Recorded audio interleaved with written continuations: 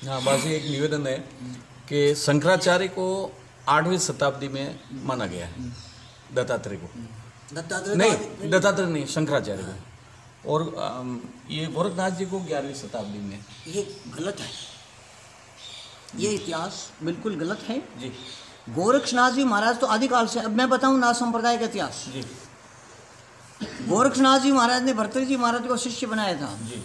तो भर्तृहरि जी महाराज विक्रमादित्य के बड़े भाई थे जी। विक्रम संवत 2076-77 चल रहा है भी जी।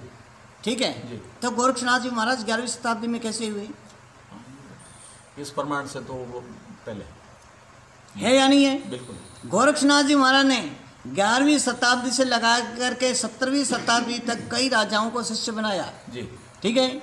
लास्ट में 17वीं शताब्दी तक गोरखनाथ जी का प्रमाण है। गोरखनाथ जी ने 17वीं शताब्दी में 300 वर्ष पहले तक कई लोगों को दीक्षा दी है। जी। ठीक है। तो गोरखनाथ जी महाराज तो आदिकाल से, कपिल मुनि जी आज के हैं क्या? नहीं, वो तो आदिकाल से। राजा सगर कब हुए थे? जी, वो तो सतयुग में हुए थे। जी।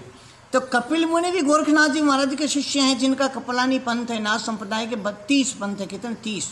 जी। 30 पंथ में से 18 पंथ समाप्त हो चुके। जी। 30 पंथ में 18 पंथ भगवान शिव के थे, 12 पंथ भगवान गोरखनाथ जी के थे। ठीक है। कोई समय काल आया तो 18 पंथ में से 12 पंथ समाप्त हो गए, पीछे रह गए 6। और गोरखनाथ जी महाराज के 12 पंथ थे, उसमें से 6 पंथ खत्म हो गए, पीछे रह गए 6। ठीक है। इसके लिए 6 12 के हैं, 6 18 के हैं, 6 गोरखनाथ जी के हैं और 6 शिव जी के हैं।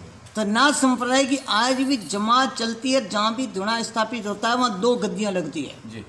एक शिव की गद्दी लगती है जी। और एक गोरखनाथ जी की गद्दी लगती है।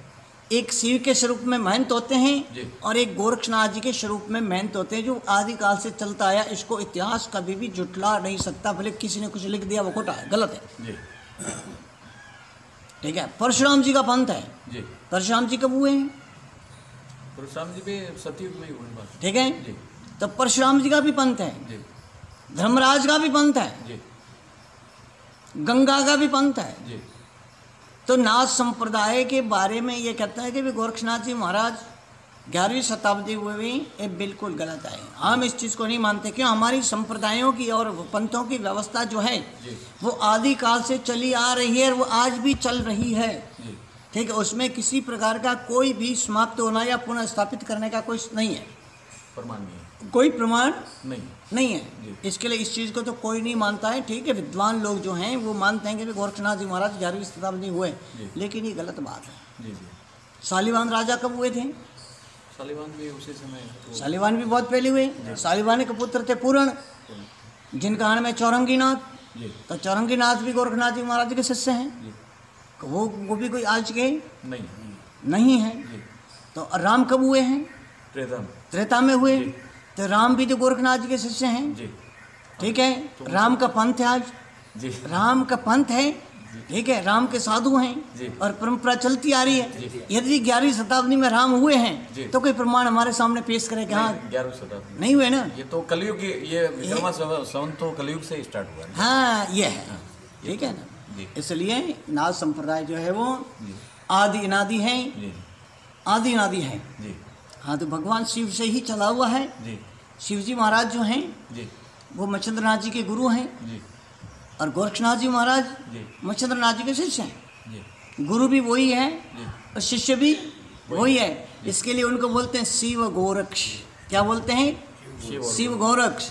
शिव वही है और गोरक्ष भी वही है। इसके लिए इनका नाम का संधि है शिव और गोरक्ष।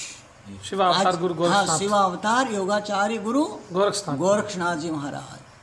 ऐसा कोई किसी शास्त्रों में नहीं है कि गोरक्षनाथ जी महाराज ने 11वीं शताब्दी में शिव जी का अवतार लिया। तो बस जैन धर्म में 24 तीर्थंकर है और इस नाथ संप्रदाय में भी 24 ही आपके? नहीं। जैन धर्म का स्थापना भी तो गोरखनाथ जी ऐसा है जी। जैन संप्रदाय में जैन धर्म नहीं है जी, जैन संप्रदाय। ठीक है। हाँ, जैन संप्रदाय के 24 तीर्थंकर है। 24 तीर्थंकरों में प्रथम तीर्थंकर आदिनाथ शिव है, जिनको आदिनाथ बोलते हैं। ठीक है। तो आदिनाथ शांतिनाथ, जी। कुंतुनाथ, जी। अजितनाथ, महावीरनाथ, केसरियानाथ, जी